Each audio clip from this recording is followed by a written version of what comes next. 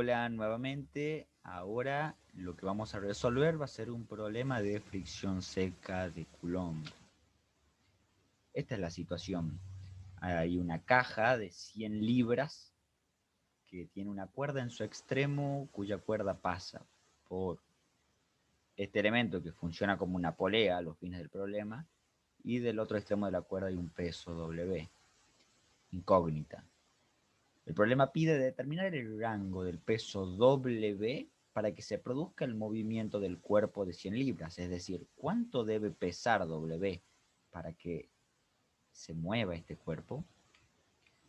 Hay que plantear dos posibilidades. La primera es que W sea tan pero tan liviano que sea arrastrado hacia arriba por el cuerpo de 100 libras. Entonces se tendría un movimiento hacia la izquierda del 100 libras y hacia arriba de W.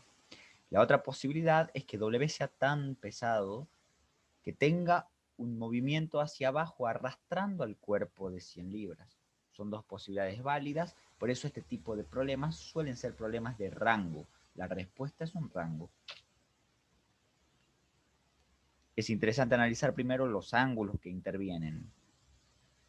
En primer lugar, el ángulo de barrido de la cuerda es el ángulo que queda comprendido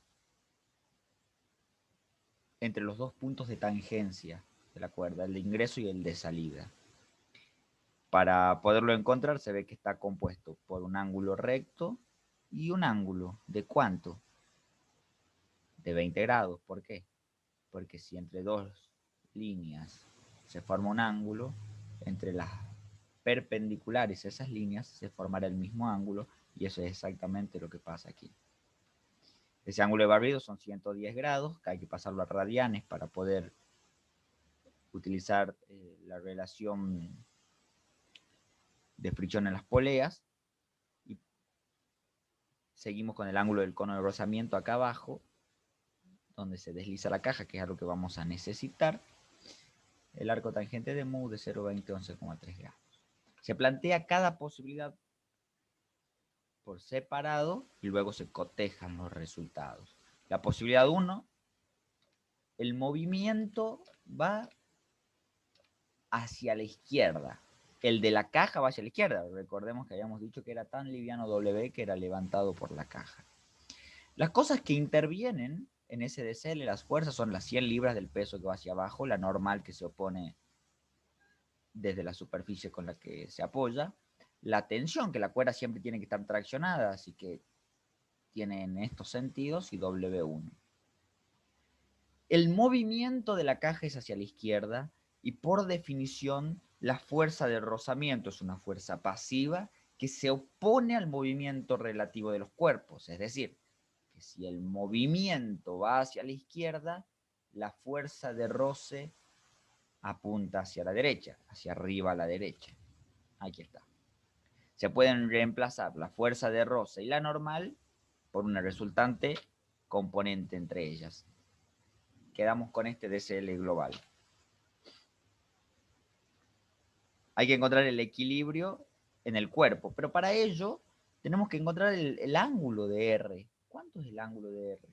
Siempre es importante poderlo encontrar o poderlo determinar en base al eje horizontal o al eje vertical, pues de esa manera podemos usar las relaciones trigonométricas comunes o podemos resolver gráficamente, que es lo recomendable en este tipo de problemas, porque ya tenemos una referencia desde donde medir el ángulo de la resultante.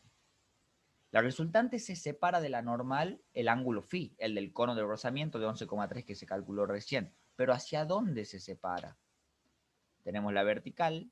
La normal de la vertical está separada un ángulo de 20 grados por lo mismo, porque si entre dos líneas, que es la horizontal y el plano de apoyo, hay un ángulo contenido, entre las perpendiculares de esas líneas se va a contener el mismo ángulo. La fuerza resultante, que estaba separada de un ángulo phi de 11,3, en este caso apunta, a ver, se desplaza, gira hacia la izquierda respecto de la normal, en sentido horario. Phi. El ángulo respecto de la vertical, en este caso, que es lo que se necesita para poder operar, no es más que 20 menos phi. se calcula ese ángulo y entonces ahora se puede resolver gráficamente. Se escoge una escala, se dibuja la primera fuerza las fuerzas conocidas, que en este caso es solo una de 100 libras a escala, y luego por la cabeza y la cola del vector se trazan líneas paralelas a las demás fuerzas conocidas, es decir, una línea paralela a T, que T está separada a 20 grados de la horizontal, y una línea paralela a R. Se traza donde se intersecan las dos, se cierra el polígono. Recordar que si se está equilibrando, los vectores tienen un recorrido cíclico que se condice con la realidad planteada. Se mide T, se mide R, se multiplica, en este caso solo importa T, se multiplica por esta escala y se obtiene un valor numérico de T. El problema no termina ahí, o al menos esta parte, pues la idea es encontrar cuánto vale W para que se produzca este movimiento.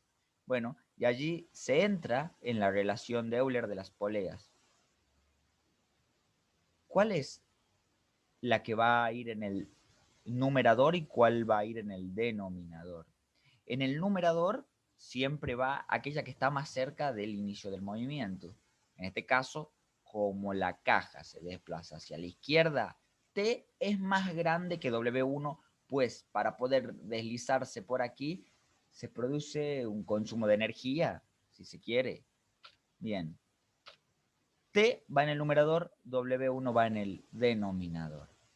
Estos son datos del problema, cuánto es el coeficiente de fricción de la polea, 0,30, y el ángulo de barrido de la cuerda es el que se calculó anteriormente.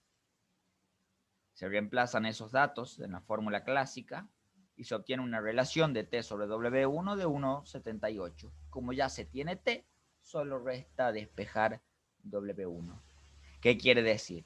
Que para un valor de 8,3 libras de W o menor, se produce el movimiento hacia la izquierda de la caja azul y hacia arriba de W1, de W. Fin de esa posibilidad. Posibilidad 2 es la contraria, que W baje y la caja de 100 libras se desplace hacia la derecha. Se plantea el DCL de la caja, las 100 libras, la normal y T, que es igual, idéntico a lo anterior, un W2 porque ahora es diferente. Y ahora sí, si el movimiento es hacia la derecha, entonces la fuerza de roce tiene que ir hacia la izquierda por definición. Luego, entre la fuerza de roce y la normal va a haber una resultante, claramente, y el DCL de la caja queda de esta manera. Hay que encontrar el ángulo de esa resultante respecto de la horizontal o de la vertical, de cualquiera de las dos, para poderlo graficar. Entonces, es el mismo análisis de recién. La normal está separada a 20 de la vertical. Tenemos un ángulo phi que se desplaza a la resultante y en este caso se va a desplazar en sentido antihorario. ¿Cómo se hace para saber si se desplaza en sentido horario o antihorario? Es simple. Hay que ver que la normal y la fuerza de roce, cuando se las compongan, nos otorguen la dirección de la resultante. Si la resultante hubiera sido dibujada para acá, eso no hubiera pasado. No hubieran coincidido la dirección de la normal y la fuerza de roce con la resultante como una resultante de ellas.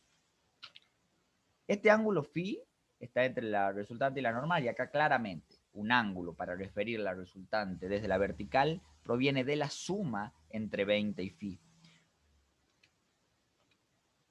20 más phi. Para esto de los ángulos no hay una fórmula, es simplemente un análisis de cada caso particular. No es que si la fuerza de roce va hacia la izquierda, se suman los ángulos y va hacia la derecha, se restan o lo que sea. No. Hay que hacer este análisis puntual en cada caso y determinar cuál es el ángulo de referencia para poder resolver gráfica o analíticamente. De nuevo, se hace un diagrama de fuerzas a escala, se traza la primera fuerza conocida que es 100 libras, luego por la cabeza de ese vector y por la cola de ese vector se trazan sendas direcciones tanto de R como de T y se cierra el polígono donde corresponda. Polígono cíclico con el sentido de los vectores, puesto que se está equilibrando, se mide T, se multiplica por la escala y se obtiene su valor. En este caso, como el movimiento comienza desde W, desde la caja, desde el cilindro rosado, comienza desde allí, quiere decir que la fuerza W2 va a ser más grande que la fuerza T, puesto que acá se consume energía en todo ese rozamiento. Entonces, como es más grande y este cociente siempre es mayor que 1 en general, puede ser igual, pero es mayor que 1, W2 va a ir en el numerador, pues es más grande. Los otros dos datos son invariables. Se obtiene una relación y se obtiene el valor de W2. Quiere decir que correcto, que para una fuerza de 94,3 libras o mayor, el movimiento que se produce es hacia abajo del cilindro rosado y hacia la derecha de la caja. Entonces, la posibilidad 1 nos da un valor de W1 8,3 o menor para que se produzca el movimiento hacia arriba. La posibilidad 2, un valor de 94,3 libras o mayor para que se produzca el movimiento hacia abajo. El enunciado decía: determinar el rango del peso W para que se produzca el movimiento del cuerpo de 100 libras. El rango para que se produzca el movimiento. A ver, va a ser un rango dividido, pues. Si la fuerza W, si el peso W tiene un valor entre 0 y 8,3 libras, se desplaza hacia arriba, es demasiado liviano. Y si tiene un peso de 94 libras o infinito, hasta infinito, se desplaza hacia abajo, arrastra la caja azul. La respuesta tiene que estar dada en términos de una unión de conjuntos como lo está dada aquí. ¿Qué pasa en el medio entre 8,3 libras y 94,3 libras? Bueno, lo que pasa en el medio es que la caja celeste va a experimentar una fuerza de rozamiento, ya sea hacia la derecha arriba o hacia la izquierda abajo, pero no va a ser suficiente como para que la resultante salga del cono de rozamiento, sino más bien que queda contenida dentro de él y por lo tanto no hay movimiento. Los puntos de movimiento inminente son los valores de W1 y W2. En el medio, nuevamente, no es que no hay rozamiento, sí lo hay, pero no es suficiente para vencer la resistencia. Hay un caso hipotético que es interesante de plantear. Con lo anterior el problema ha quedado resuelto, esto es un anexo. Es interesante plantear este problema. Supóngase que el coeficiente de rozamiento ahora tiene otro valor, 0,40, no es 0,20 como recién. Vamos a plantear la posibilidad del movimiento de W hacia arriba y la caja hacia la izquierda. El mismo de CL, eso no cambia. Como el movimiento es hacia la izquierda abajo, la fuerza de roce es hacia la derecha arriba, claramente. Ambas se reemplazan por una resultante. ¿Qué pasa? De nuevo, 20 grados la normal respecto de la vertical y ahora hay que incluir la resultante, que se va a separar un ángulo phi. ¿Ese ángulo phi de dónde viene? De la arco tangente de mu. Antes el arco tangente de mu era 0,20 y phi daba un ángulo de 11,3. Ahora mu es 0,40 y su arco tangente da un ángulo de 21,8. Hay que desplazar la resultante respecto de la normal 21,8 grados. Y como se ve, para cada caso puntual hay que hacer este análisis. El ángulo que interesa de la resultante respecto de la vertical es este pequeño.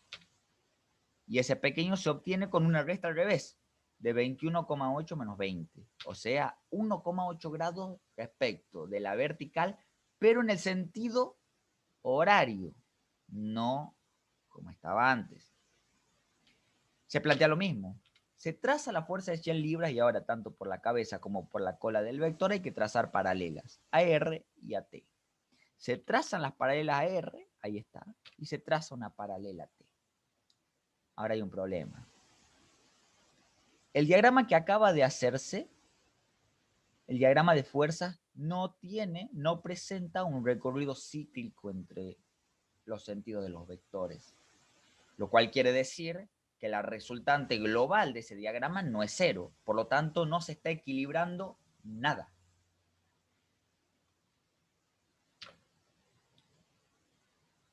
Y entonces, ¿qué pasó?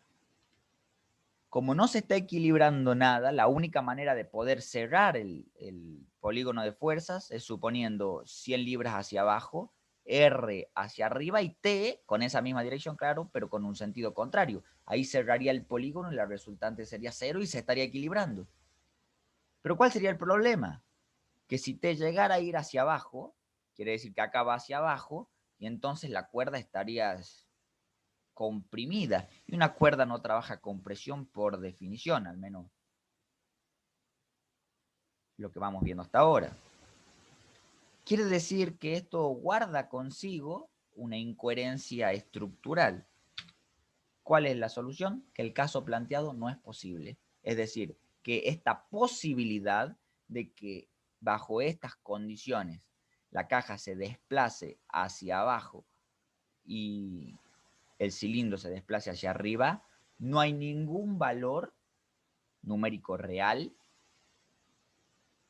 que haga que esa situación ocurra. Porque así sea que W valga 0, el peso de la caja no es suficiente para vencer la resistencia que opone una superficie tan rugosa. Con esto se cubre en gran parte el espectro de los problemas de rango de rozamiento. Muchas gracias, hasta luego.